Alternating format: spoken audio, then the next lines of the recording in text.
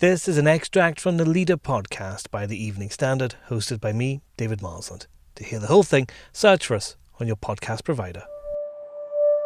An Evening Standard investigations found thousands of vulnerable young people across London, including some most at risk, were not visited by children's services teams during lockdown.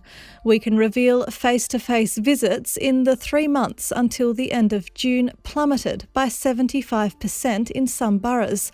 That's causing huge concern among childcare professionals, and our editorial column says it can't go on. What has happened behind closed doors during London's lockdown? We know the stories of home working, Zoom calls, clapping key workers with our neighbours, and spending time in a quieter city. But there are things we don't know about too, some of them much darker and more worrying. The Evening Standard has exposed one of them, the shocking collapse in visits by children's services teams to vulnerable families during lockdown. Of course, carrying out work like this is never simple, and asking people to go out on visits when others could work from home is demanding. But replacing face-to-face visits with Skype or Zoom calls leaves children at risk. You simply can't tell if a child is threatened or frightened without seeing them. Soon we will see the consequences, but before then we need councils to work out how to get their teams out again, to give young people the protection they need. The Evening Standard's David Marsland spoke with our investigations editor David Cohen on this story.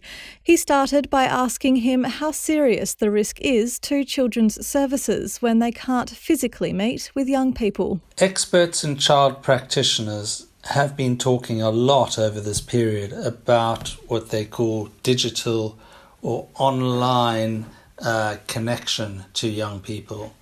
And the overwhelming feeling is that Zoom or Skype or FaceTime can never be a substitute for face-to-face visits. Practitioners say that if a young person is at risk, they can't really assess the risk online, let alone begin to manage it. You can't read body language, you can't read tone of voice, and possibly most importantly, you can't know who's just out of video or camera shot. It could well be the person who they're at risk from. If you remember that young people are at risk sometimes from their own families, but also sometimes from their communities.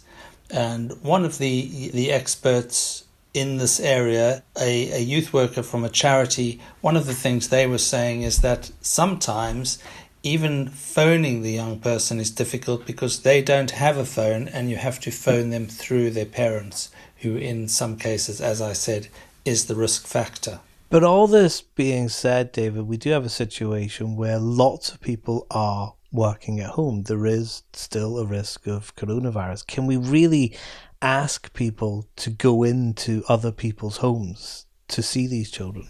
Well, there are ways. So some of the councils say they are seeing them either in their home or near their home. So it's possible to see a child outside. You could go to the front door in PPE gear and see the child who comes outside, and you can maintain distance. I think it's quite possible to do this, and some of the councils are clearly trying to do this.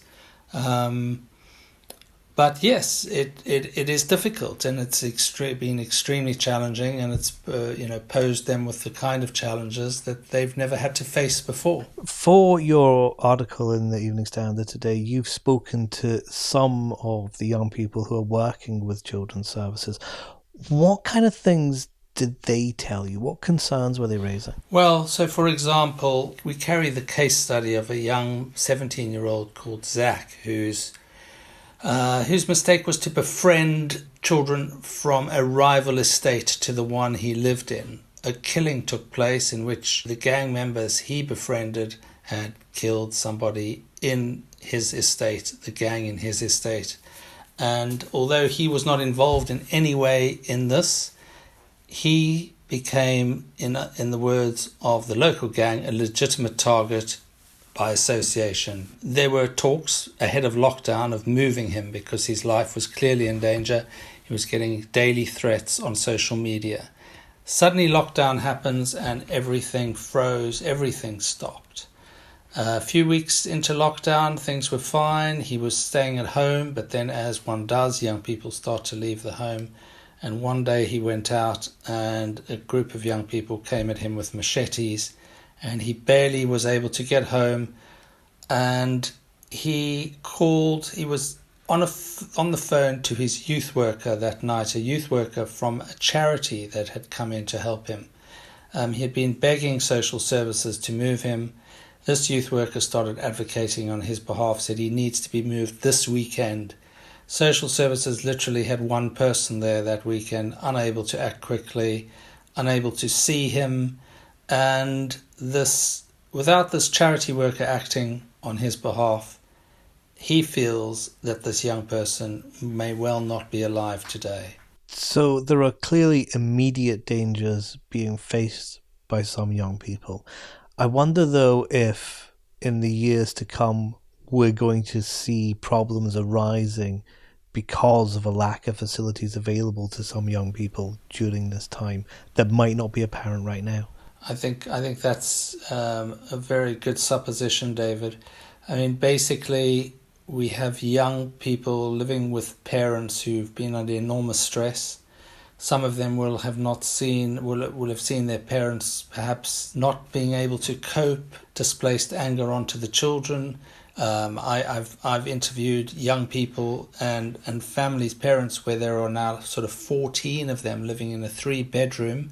So every available room is now used as a bedroom. Some of the children were at schools where there was quite a lot of tension on them, but others would have been at pupil referral units and their education just disappeared into the ether. So the impacts on young people's mental health and education prospects, I think, is something that we need to talk about moving forward and will have impact in years to come.